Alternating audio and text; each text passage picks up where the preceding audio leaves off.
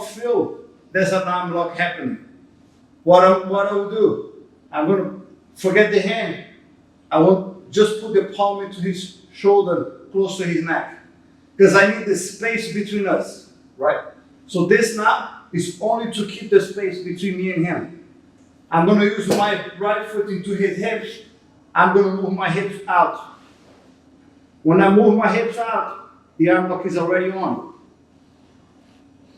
Because I just created an angle. See, his hand is still on the side of my body.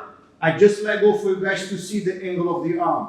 But this stays there the whole time. Because just by straightening my arm, see, he's already tapped. Just by straightening this arm, I'm pushing his elbow in. And that's not enough, bring the leg in. See, my knees goes close together. He taps. That pressure stays in. There's only one way that he can escape the arm lock, is by rotating his arm and looking away. Because when he rotates the arm lock, I can't go, there's no angle, but then there's no chance he can avoid the omoplata. So for him to defend the arm lock, he needs to rotate the arm. He needs to give me the omoplata to defend the arm lock. That's the only way for him not to tap, is to change the angle. He'll give me the omoplata. I'll pull the leg. Keep the arm, always look for the person not to jump over. Don't keep the arms to him. My experienced person, he's going to jump right to the side. Keep the hand on his body. I said, reach over. It's over his back. Push. Then change the leg. Push. Tap him out.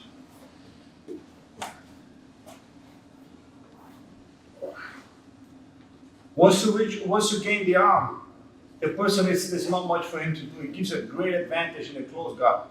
Because the hand has to stay there, because otherwise the choke is too powerful. Once he puts the hand there, glue his arm to his chest, step over, arm lock, a triangle. When he locks your leg, arm lock. And the only way to avoid the arm lock is going for the omoplata. Right out. So now we're going to work on the cross-collar choke from the close guard. There's many different ways to finish the choke. You can go 4 fingers in thumb. You can go grab the gi. You can go 4 fingers. Sometimes you can use the lapel. But the movement of your arms in your body movement is always the same. The power of the choke is not on your arms, it's on your wrist. That's why a well-applied choke, a child can put a grown-up to sleep, because it's a wrist movement. If you use your arms, it's easily defended. That's why people fail in the choke, is putting your wrist on the right angle and rotating them. The wrist is that actually choke. Of course, the person is usually is far away from you. You need to go and grab it. You need to go and get your hands in. For me to finish, I cannot finish with my arms straight. I need the person close to me to finish. So the arms, it works only to hold the person close to you or to bring you close to the person, regardless, but your body needs to be close together.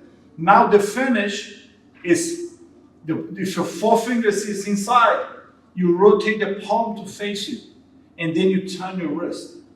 This movement is what's going to choke the person.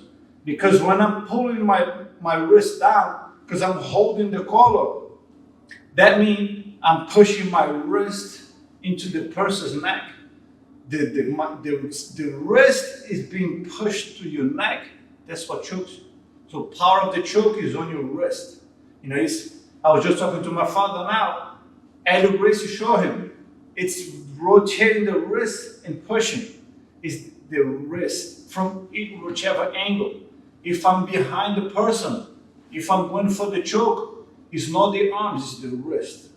Learn how to use your wrist, you will have a powerful choke. If you use your arms, they will never be powerful. It's the wrist movement that chokes the person, not your arms. So,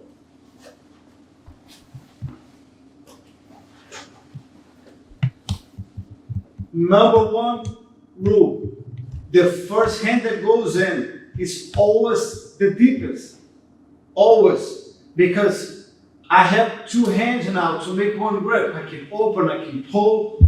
The hand that is not going first, I can help to get the hand in.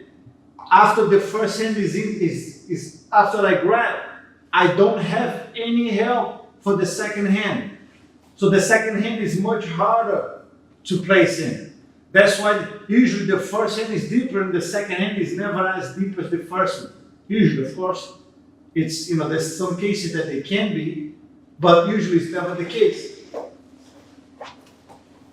Usually the first hand, I have the help. You can always expect the person. You turn, you pull, or you turn your body sideways. You want to turn to go really deep. Doesn't matter if it's partial enough. I can, pull the hand slightly off your chest and go deep. The first hand is as deep as I can. It cannot be below the ear. It has to be on the ear or above. That's a rule. Because if this is shallow, I will not get the one deeper than